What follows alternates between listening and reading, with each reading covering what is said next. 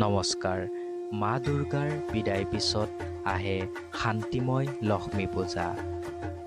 আহিন মাহৰ পূৰ্ণিমা ৰাতি পালন কৰা হয় এই পূজা। দেৱী লক্ষ্মী হ'ল ধন, ধান, কল্যাণ আৰু সমৃদ্ধিৰ দেৱী। বিশ্বাস কৰা হয় এইদিনা দেৱী লক্ষ্মী ভকতৰ ঘৰলৈ আগমন ঘটে, ধন, শান্তি আৰু সৌভাগ্য দান কৰে। লক্ষ্মী পূজাত ঘৰত চাকি জ্বলায় আৰু দেৱীক আৰাধনা কৰা হয়। সেইদিনা পৰিৱেশ পৰিষ্কাৰ আৰু শুচি বজাই ৰখাটো বিশেষ গুৰুত্বপূৰ্ণ।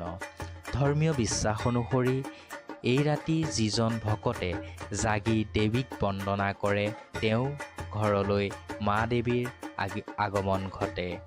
লক্ষ্মী পূজা মানে সমৃদ্ধি, শান্তি আৰু শুভ শক্তিৰ আগমন। আপোনালোকক লক্ষ্মী পূজাৰ এই পবিত্ৰ ক্ষণত অলেখ অযুত শুভকামনা জ্ঞাপন কৰিছোঁ, যাতে মাৰ কৃপা সকলো সময়ত আপোনাৰ লগত থাকে। ধন্যবাদ।